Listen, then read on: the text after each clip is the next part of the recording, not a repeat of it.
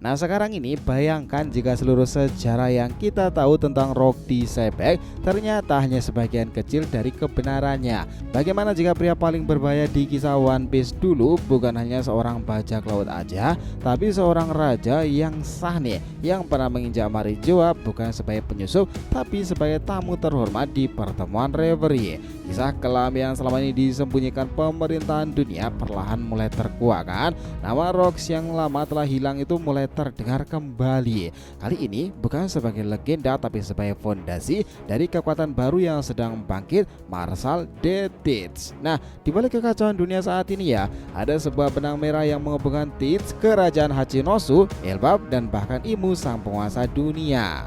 Semua jejak ini mengarah pada satu titik awal nih, ambisi Rock yang belum terselesaikan, apalagi di Hachinosu legenda dan juga sejarahnya ya. Dari kehadirannya di Reverie pula, pembunuhan misterius terhadap seorang admiral tuh, hingga perannya sebagai pemegang rahasia besar dunia. Cerita Rock ini kembali hidup lewat tangan putranya yang diam-diam sedang membangun jalannya menuju tahta tertinggi itu. Mungkin inilah awal dari kehancuran pemerintahan dunia yang selama ini tak tersentuh kan. Yos, ini menarik nakama. Selamat datang teman-teman, kita akan bahas alur cerita teori rasional ini berdasarkan update yang sudah ada ya, dengan mimin di sini Joy Boy Library of Nika. Let's go, kita mulai ceritanya.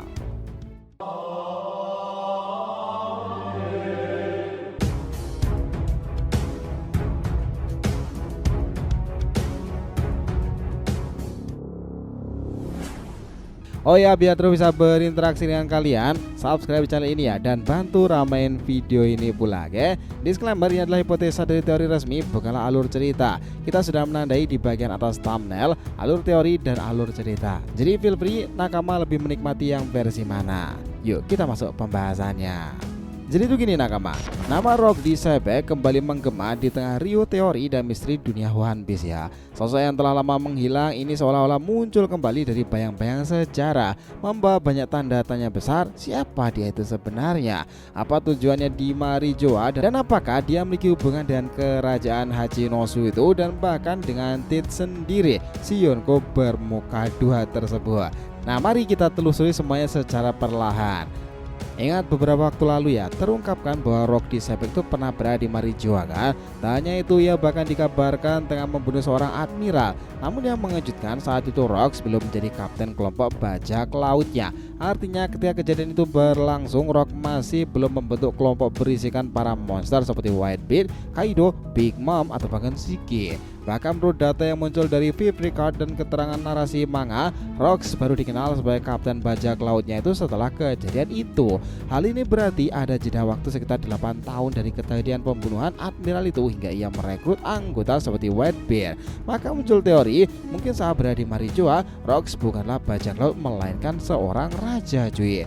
Jika benar dia seorang raja saat itu, pertanyaannya apa yang dilakukan oleh Rocks Disebek di Marijoa sana?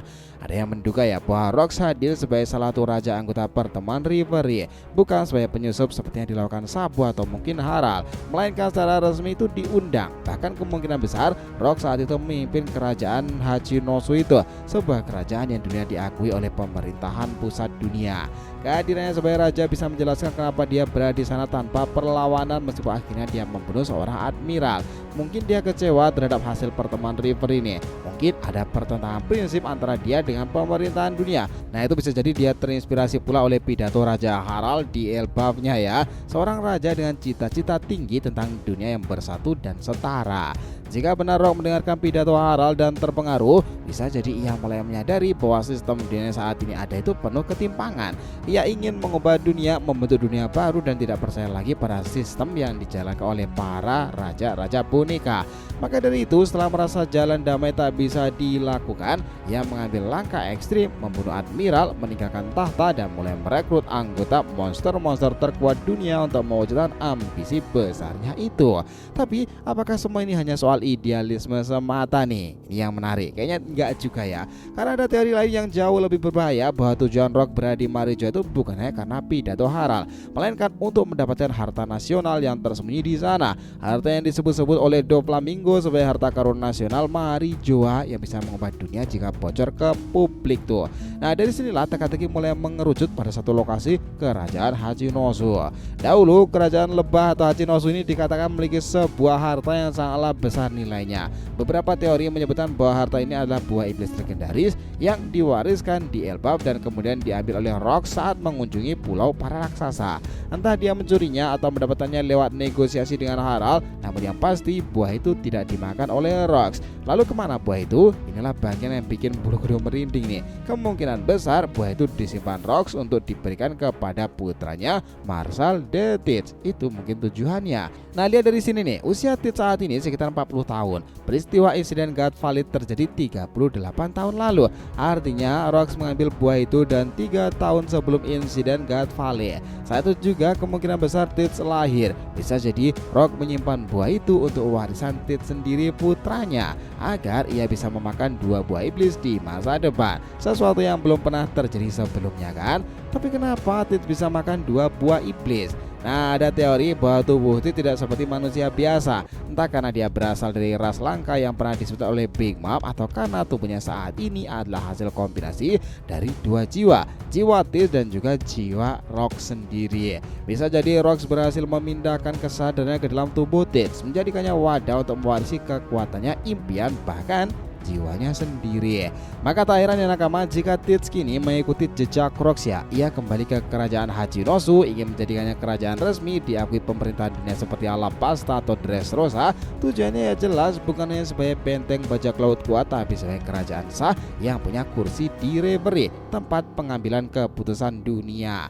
Karena Titz tahu ya, satu hal penting untuk mengubah dunia itu butuh kekuatan dan juga legitimasi. Nah sekarang mari kita hubungkan semuanya. Rox pernah hadir di Marijoa sebagai raja kerajaan Hachinosu kan. Saat pertemuan Reverie itu, dia mendapatkan pidato Harald yang menentang sistem pemerintahan. Rox tersentuh oleh pidato itu, tapi harapannya pupus karena Harald ditolak dan ditarget oleh pemerintahan. Rox dalam amarahnya membunuh seorang admiral, lalu dia menghilang, membentuk kelompok bajak laut Roxxar. Namun sebelum dia membentuk kelompok itu, dia menyimpan buah iblis legendaris itu untuk anaknya. 2 tahun kemudian dari insiden God Valid memang terjadi. Titz kini jelas telah menjadi Yonko, sebuah hal yang luar biasa sebagai kekuatan yang sangat dimirip-miripkan dengan kemampuan ayahnya Rox sendiri. Apakah ini semuanya hanya kebetulan atau ini adalah warisan yang dirancang Rox jauh sebelum kematiannya? Masih ada satu misteri lagi, apakah harta nasional Marijoa yang disebutkan Doflamingo sebenarnya dulunya berasal dari kerajaan Hachinosu ya, dan juga dirampas oleh Rox sendiri? Jika ya, maka konflik antara Rox dan pemerintahan dunia tidak hanya ideologi saja, tapi juga soal perebutan warisan dunia nakama. Karena setelah kematian atau mungkin lebih tepatnya kejatuhan Rox di Sebek dalam insiden God Valid, sejarah tentang dirinya perlahan dihapus nih. Pemerintahan dunia tidak ingin nama Rox dikenang. Bahkan banyak angkatan laut tidak pernah mendengarkan tentangnya lagi kan. Orang-orang hanya tahu tentang kelompok Rox adalah yang paling berbahaya yang pernah ada. Namun mereka tidak tahu siapa dalangnya atau mengapa dia diburu. Tapi satu orang yang mengingatnya itu adalah jelas Sengoku, mantan armada besar angkatan laut ini. Itu menyebutkan Rox sebagai ancaman paling besar sebelum era Roger dimulai. Dia bahkan mengatakan bahwa Rox sendiri adalah orang yang ingin sekali menguasai dunia, bukan hanya sekedar mencari harta. Namun Sengoku tidak menjelaskan lebih dalam, mungkin karena ada sesuatu lebih gelap tersembunyi. Nah disinilah peran Titz terjadi penting lagi sekarang, karena Titz bukan bajak laut biasa. Dia seperti sedang mengikuti peta harta karun tersembunyi yang hanya bisa dibaca oleh seseorang yang memiliki darah warisan pemikiran Rox di Sebek. Kita melihat Titz sebagai menyusun rencana sejak awal kan, menunggu di kapal Whitebeard selama bertahun-tahun seperti ular yang sabar tuh, mempelajari dunia, menunggu momen yang tepat.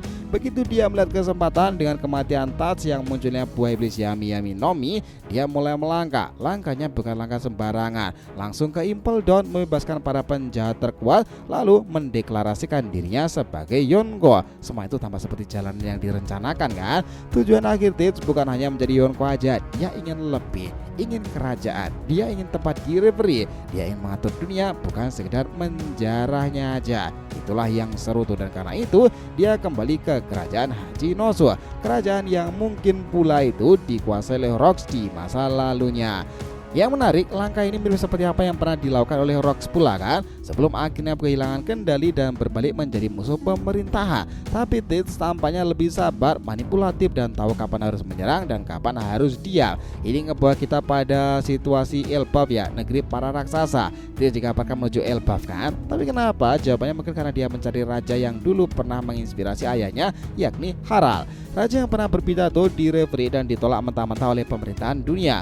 Bukan mustahil bahwa Harald adalah satu-satunya raja yang benar-benar memahami impian dari Rocks. Tits kini ingin membangun aliansi baru, bukannya dengan kekuatan bajak laut, tapi juga dengan kerajaan-kerajaan pemberontak yang ingin dunia itu berubah. Well, apakah Tits ingin menjadikan Harald bagian dari kerajaannya atau hanya sekedar mengamankan dukungan politik dari Elbaf ya? Ingat, Harald itu sudah tidak ada loh. Jawabannya jelas belum jelas. Tapi yang pasti langkah ini memperlihatkan bahwa Tits bermain dalam dua dunia, kekuatan brutal para Yonko dan dunia politik halus para raja. Ini yang menjadikannya ancaman jauh lebih kompleks daripada bajak laut biasa nakama. Ingat ya, ada teori menarik yang menyebutkan bahwa Rocks tidak sepenuhnya mati kan. Beberapa penggemar percaya bahwa jiwa Rocks hidup dalam tubuh Tits, baik secara harfiah atau simbolis. Ada tanda-tanda aneh seperti kepribadian ganda Tits sendiri, perubahan bentuk gigi, ketidaknormalan tubuhnya. Tubuh Tits itu bisa menahan 2 buah iblis, bahkan bisa menyerap kekuatan orang lain loh. Apakah ini karena tubuhnya memang tidak biasa atau karena ada 2 jiwa dalam satu tubuh? Well, bagi kala itu mengatakan seperti itu bahwa ada keanehan dalam tubuh Tits kecil ketika bertarung dengan kelompok Roger kan. Luar biasa tuh bagi bisa menyadarinya.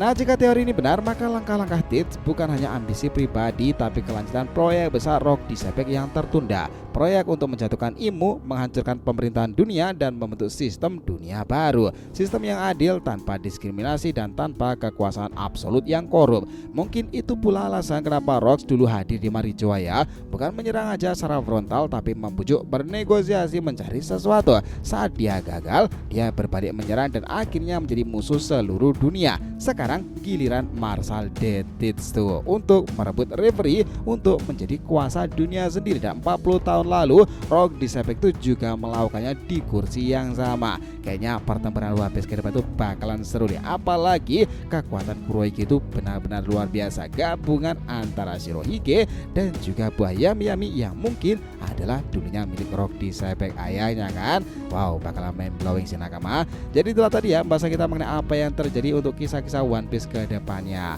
Terima kasih banyak telah mengikuti cerita ini sampai akhir.